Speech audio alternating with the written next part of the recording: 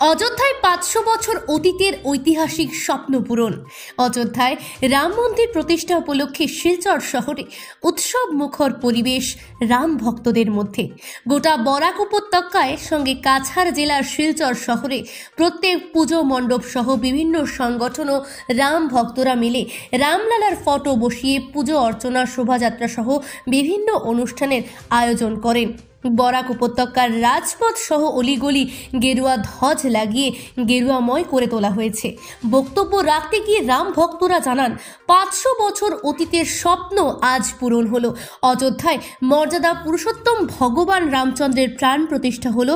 আজ এই দিনটি সনাতনীদের চিরস্মরণীয় দিন হিসেবে লিপিবদ্ধ হয়ে থাকবে। তারা আরও বলেন, রামচন্দ্রের পূজার্চনা, সন্ধ্যারতি সহ ভক্তদের মধ্যে মহাপ্রসাদ বিতরণ করা হবে। সব মিলিয়ে গোটা বরাক উপত্যকার সবকটি মন্দির সহ ধর্মীয় প্রতিষ্ঠান এলাকায় সুসজ্জিতভাবে সাজিয়ে তোলা হয়েছে। অন্যদিকে সবকিছু নিয়ন্ত্রণে অপ্রীতিকর ঘটনার প্রতিরোধে তৎপর রয়েছে কেন্দ্রীয় নিরাপত্তা ব্যবস্থা। ব্যুরো রিপোর্ট, নিউজ অবিকল। ভারতবাসী সব রে আজকে যে আমরা যে এই দিনটা আজকে 500 বছর পরে প্রভু শ্রীরাম তার ঘরে স্থান পাইছেন, এই আনন্দ খুশিতে মানে আমি কিতা বলতাম কোন শব্দ নাই। আজকে প্রত্যেকটা জায়গার মধ্যে মহাযজ্ঞ চলে, প্রত্যেকটা জায়গার মধ্যে প্রভু শ্রীরামের ফটো ইয়া পূজা করা হয়। আমরা সংগঠনের পক্ষ থেকে আজকে আমরা রাম সীতার হনুমান নিয়ে আমরা প্রতিষ্ঠান বেরিয়েছি।